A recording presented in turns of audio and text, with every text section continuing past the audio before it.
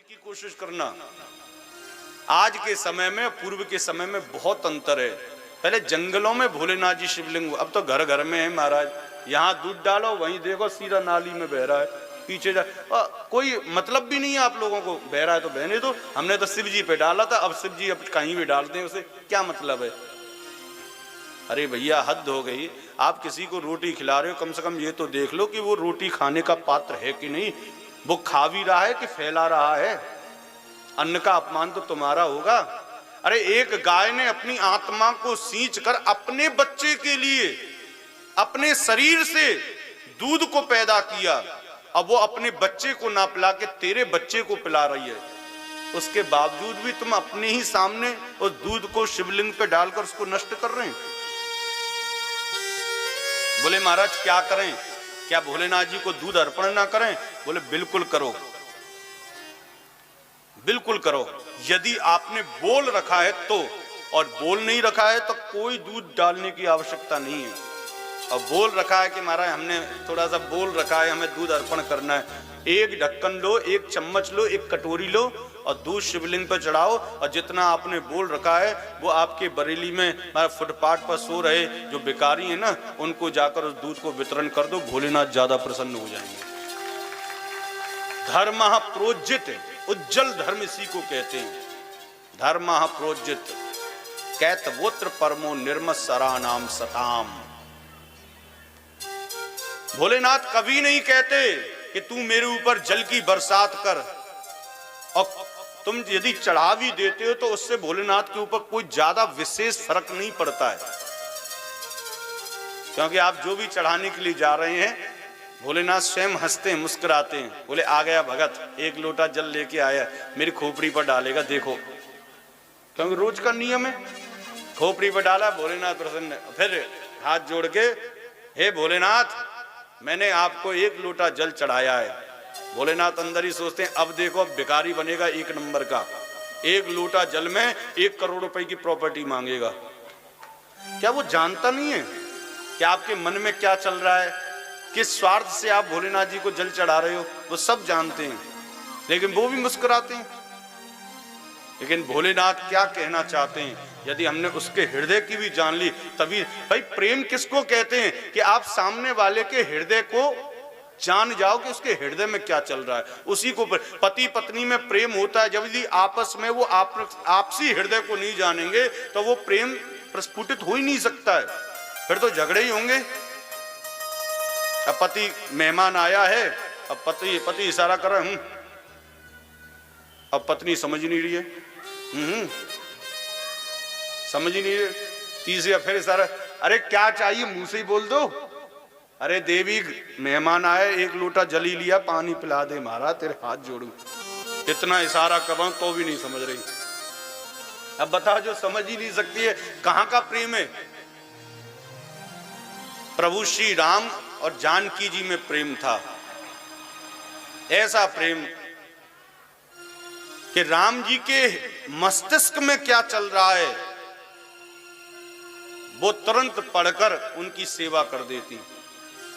राधा रानी और कृष्ण में प्रेम था कि भगवान श्री कृष्ण क्या चाहते हैं वो उनके हृदय में प्रकट हुआ, उससे पहले तो पूर्ण कर दिया। ये प्रेम है। भोलेनाथ से भी कुछ ऐसा ही प्रेम होना चाहिए। भोलेनाथ क्या चाहते हैं?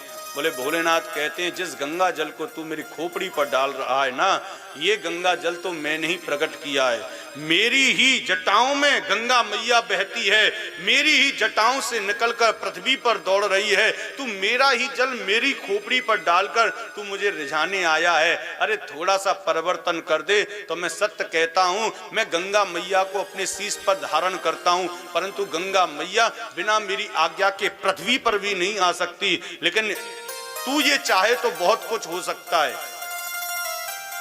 भोलेनाथ कहते हैं कि तू आ मेरे पास, एक लोटा जल तो तू चढ़ाता ही है, बस उसमें प्रेम के 2 अश्रु बिंदु और चढ़ा दे, प्रेम के 2 अश्रु बिंदु। भोलेनाथ कहते हैं कि दुनिया में केवल एक ऐसा पानी है जिसको इंसान बनाता है, बाकी सब भगवान का है। क्योंकि भगवान में 5 अक्षर हैं। भा यानी कि भूमि, गा यानी कि गगन, वा यानी कि वायु, आ यानी कि अग्नि और ना यानी कि नीर। भगवान का 5वां जो अक्षर है वो नीर, नीर यानी कि पानी, पानी यानी कि इस सृष्टि पर कहीं भी पानी दिखाई देता है वो भगवान की उत्पत्ति है। भोलेनाथ कहते हैं सब मैंने बनाया, कुछ अपनी चीज चढ़ा, अपना खुद का प्रोडक्शन। लेकिन एक ऐसी चीज है जिसको आप स्वयं बनाते हैं, पानी में ही, आंखों का पानी, नेत्रों का पानी। भोलेनाथ कहते हैं तो यार अपना पानी चढ़ा। भोलेनाथ कहते हैं यदि तेरी आंख की एक बूंद यदि शिवलिंग पर चढ़ गई, मैं कैलाश पर्वत पे रहता हूं, वहां नहीं डूबता। एक बूंद चढ़ गई तो मेरा पूरा कैलाश पर्वत तेरी एक बूंद में ही डूब जाएगा। तो कोशिश तो कर।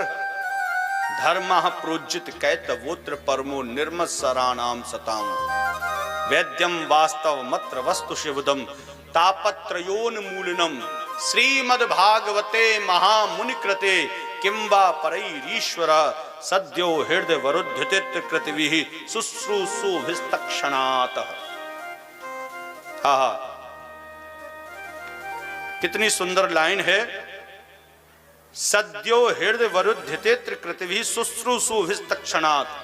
बोले भगवत कृपा यहां आने से ही नहीं होती, अपितु घर बैठे भी यदि आपके कान में यह समाचार पहुंच गया है कि शिव मंदिर में भागवत कथा हो रही है और आपके मन में उत्कंठा जागृत हुई है कि चलो भागवत कथा श्रवण करने के लिए चलते हैं, इतना कहते ही तत्क्षण ठाकुर जी आपके हृदय में जाकर विराजमान हो जाते हैं। प्रेम से बोलो। अच्छा, आप लोग विचार करके देखो, पुण्य कमाने के लिए हमें वृंदावन से बुलाने की क्या आवश्यकता थी? यदि केवल पुण्य ही कमाना होता तो हरिद्वार जाते, 7 दिन भी खर्च नहीं होते और गंगा जी में स्नान करते और पुण्य का पिटारा आपके साथ में आ जाता भर के। वहां की तो बात छोड़ो, मंदिर में ठाकुर जी बैठे हुए हैं, आप जाओ ठाकुर जी को प्रणाम करो और पुण्य आपको मिल गया। कितना पुण्य कमाओगे? क्या ये पुण्य के लिए है? और पुण्य की तो इतनी बड़ी बात कहते हैं कि घर में बैठे यदि पता चल जाए कहीं कथा हो रही तो जाओ मत, कोई आवश्यकता नहीं है। यदि पुण्य ही कमाना है तो सुन लिया, उस सुनने मात्र से ही भागवत का पूर्ण फल आपको प्राप्त हो गया। कितनी बड़ी बात है। तो महाराज हम यहाँ क्यों बैठे हैं? बोले पुण्य के साथ में यहाँ आनंद की अनुभूति होती है। आप ठंड में स्नान करो तो गंगा जी पुण्य तो दे सकती है परंतु आनंद नहीं दे सकती। आप गर्मी में स्नान करो तो पुण्य के साथ साथ डुबकी लगाने का आनंद भी मिलता है। ऐसे ही भागवत है, यहाँ पुण्य तो मिलेगा ही मिलेगा परंतु आपके हृदय में जितने भी संताप हैं, दुखों के ताप हैं, उनसे निवृत्त करा के आपको मदमस्त कर देगा, आनंद में विभोर कर देगा। श्रीमद् भागवतोक्षोयम प्रत्यक्षः कृष्ण एव हि। तीसरा श्लोक है, निगम कल्प तरोर गलतम फलम सुख मुखाद अमृत द्रव संयुतम पिबत भागवतम रसमालयम मुह रहो रस कहा भुव भाव का। निगम कहते हैं वेद को। बोले भागवत क्या है? बोले एक वेद का पका हुआ फल है। और कैसा फल है? बोले ऐसा फल जिसमें त्यागने योग्य कोई वस्तु ही नहीं है, ना तो छिलका है और ना रेसा है और ना गुठली है। बोले महाराज क्या करें, इसको खाएं? बोले खाने की आवश्यकता नहीं है, इसको पीजिए। कर्णों के रास्ते से जितना पी सकते हैं उतना पीजिए। कितनी बार पिए? बोले मुह रहो, बोले बार बार। प्रेम से बोलो। बोले बार बार पियो, एक बार नहीं, 2 बार नहीं, 3 बार नहीं, बार बार, जब मिले तब पियो। बोले अधिकारी कौन है कथा श्रवण करने का? बोले 2 लोग, एक है रसिका और एक है भावुका। एक तो रसिक है और एक भावुक है। रसिक किसको कहते हैं? बोले रसिक रसिक की बातें रसिक बिना कोई समझ सके ना। रसिक कौन है? एक मां रसिक होती है। जब वह अपने बच्चे की शौच क्रिया को साफ करती है तो शायद आपने ये दृश्य नहीं देखा होगा कि अपने ही बच्चे की शौच को साफ करते वक्त अपने मुंह पर वो कपड़ा ढककर शौच को साफ कर रही हो। आज की बात अलग है, मास्क पहनकर साफ कर रही हो, वो बात अलग है, वो तो कोरोना के भय के कारण। वैसे कोई माँ ऐसी नहीं होगी कि अपने ही बच्चे की शौच को साफ करे और उसी में से उसको दुर्गंध आए और नाक को ढक के साफ करे ना। लेकिन हाँ, यदि आपके सामने कोई दूसरी अपने बच्चे की शौच को साफ कर रही होगी तो मुंह पे कपड़ा ढक के निकल जाओगी। प्रेम से बोलो, क्यों भाई ऐसा क्यों होता है? क्यों होता है ऐसा? बोले भैया इसकी परिभाषा हम नहीं दे सकते, क्योंकि रसिक कौन है? बोले रसिक बिना कोई समझ सके ना। यदि आप उस बच्चे की शौच से सुगंध प्राप्त करना चाहते हो तो उसके लिए तुम्हें मां ही बनना पड़ेगा। वो खुद मां नहीं बता सकती कि हमारा इस बच्चे के उस शौच में से सुगंध आ रही है या दुर्गंध आ रही है, उसके लिए तो मां ही बनना पड़ेगा। मां की तो कोई व्याख्या कर ही नहीं सकता।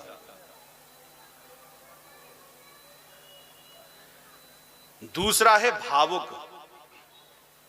दूसरा है भावुक, जो हमेशा नेत्रों से अश्रुधारा बहाता हो।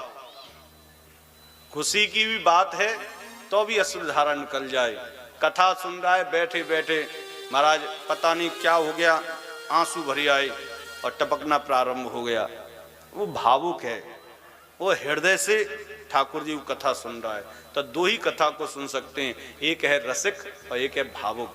हो सकता है कि हम रसिक हों और हो सकता है कि आप भावुक हों, लेकिन दोनों ही आधार पर हम ठाकुर जी की आराधना ही करते हैं। तो आइए ऐसे परम पावन मंगलाचरण को हम प्रणाम करें और आगे कथा में प्रवेश करें। उससे पूर्व बड़े भाव के साथ मेरे साथ सभी गान करेंगे, ठाकुर जी का नाम स्मरण करेंगे। तेरी बाकी अदा ने ओ सांवरे। देखिए हम जो भी यहाँ से भजन गाते हैं ना, तो हमें ठाकुर जी के श्रृंगार रस का बड़ा रस प्राप्त होता है। श्रृंगार रस में ही नेत रहते हैं हम, और श्रृंगार रस के जितने भी गीत हैं, भजन हैं, उसी को गाने में हमें आनंद आता है। तो आप लोग भी श्रृंगार के गीत गाया करो। वैसे मत गाया करो कि महाराज एक दिन तू चला जाएगा मर के, तेरे साथ में क्या जाएगा, खाली हाथ आया है खाली हाथ, ये सब चक्कर में मत पड़ो। केवल ठाकुर जी के श्रृंगार के गीत गाया करो। तेरी बाकी अदा ने ओ सांवरे, तेरी बाकी अदा ने ओ सांवरे, मेरा दिल दीवाना बना दिया, मेरा दिल दीवाना बना दिया, मेरा दिल दीवाना बना दिया, मेरा दिल दीवाना बना दिया। तेरी बाकी अदा ने ओ सांवरे, तेरी बाकी अदा ने ओ सांवरे, तेरी बाकी अदा ने ओ सांवरे, तेरी बाकी अदा ने ओ सांवरे, मेरा दिल दीवाना बना दिया, मेरा दिल दीवाना बना दिया, मेरा दिल दीवाना बना दिया, मेरा दिल दीवाना बना दिया।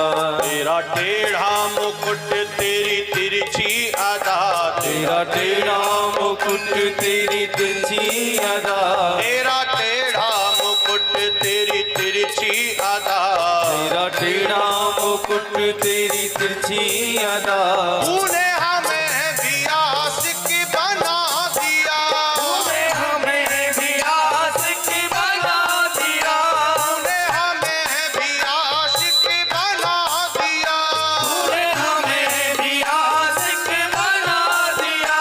तेरी बाकी अदा ने ओ सांवरे, तेरी बाकी अदा ने ओ सांवरे, तेरी बाकी अदा ने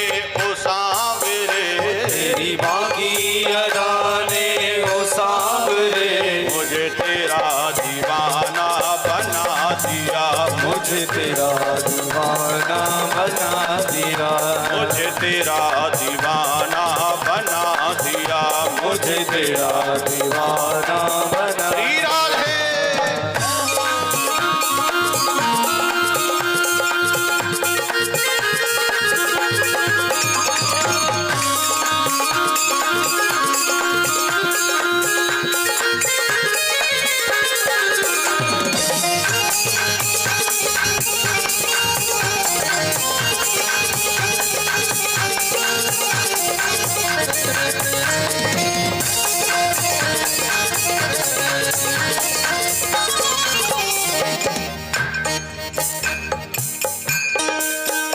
तेरा प्यार है मेरी जिंदगी, तेरा प्यार है मेरी जिंदगी, मेरा काम है तेरी बंदगी, मेरा काम है तेरी बंदगी। ओ तेरा प्यार है मेरी जिंदगी, तेरा प्यार है मेरी जिंदगी, मेरा काम है तेरी बंदगी, मेरा काम है तेरी बंदगी। तेरी एक नजर का सवाल है, तेरी एक नजर का सवाल है, हमें होश है ना ख्याल है, हमें होश है ना ख्याल है। तूने हमें दीवाना बना दिया, तूने हमें दीवाना बना दिया, तूने हमें दीवाना बना दिया, तूने हमें दीवाना बना दिया। तेरी बाकी अदा ने ओ सांवरे, तेरी बाकी अदाने ओ सांवरे, तेरी बाकी अदा ने ओ सांवरे, तेरी बाकी अदाने ओ सांवरे। मुझे तेरा दीवाना बना दिया, मुझे तेरा दीवाना बना दिया, मुझे तेरा दीवाना बना दिया। मुझे तेरा दीवाना बना दिया। दोनों हाथ उठा के बड़े भाव के साथ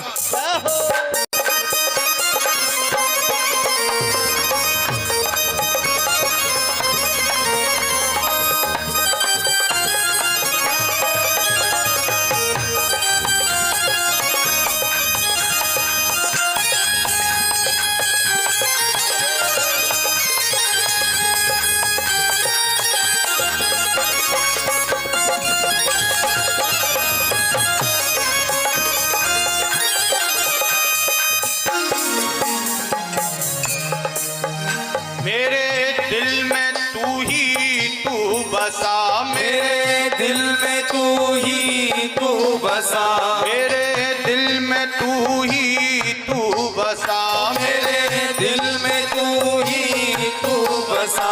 मुझे छाया तेरा ही नशा, मुझे छाया तेरा ही नशा, मुझे छाया तेरा ही नशा, मुझे छाया तेरा ही नशा, मुझे छाया तेरा ही नशा, मुझे छाया तेरा ही नशा।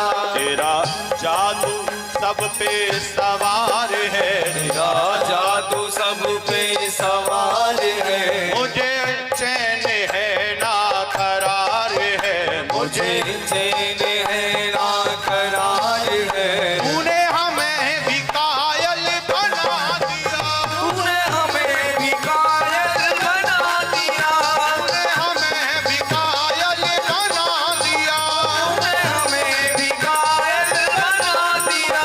तेरी बाकी अदा ने ओ सांवरे, तेरी बाकी अदाने ओ सांवरे, तेरी बाकी अदा ने ओ सांवरे, तेरी बाकी अदाने ओ सांवरे। मुझे तेरा दीवाना बना दिया, तेरा दीवाना बना दिया, मुझे तेरा दीवाना बना दिया। मुझे तेरा दीवाना बना दिया। दोनों हाथ उठा के बड़े भाव के साथ जय श्री राधे।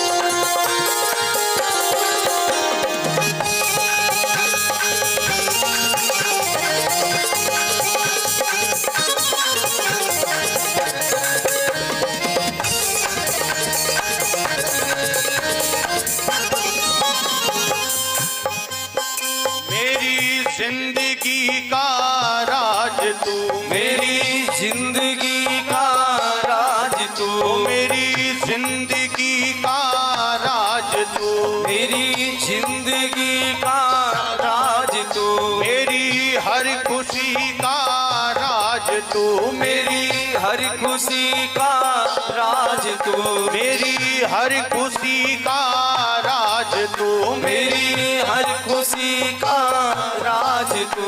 ये जो हल्का हल्का सुरूर है, ये जो हल्का हल्का सुरूर है, तेरी नजर का कसूर है, ये तेरी नजर का कसूर है। तूने हमें भी आशिक बना दिया, तूने हमें भी आशिक बना दिया, तूने हमें भी आशिक बना दिया, तूने हमें भी आशिक बना दिया। तेरी बाकी अदाने ओ सांवरे, तेरी बाकी अदाने ओ सांवरे, तेरी बाकी अदाने ओ सांवरे, तेरी बाकी अदाने ओ सांवरे। मुझे तेरा दीवाना बना दिया, मुझे तेरा दीवाना बना दिया, मुझे तेरा दीवाना बना दिया, मुझे तेरा दीवाना बना दिया।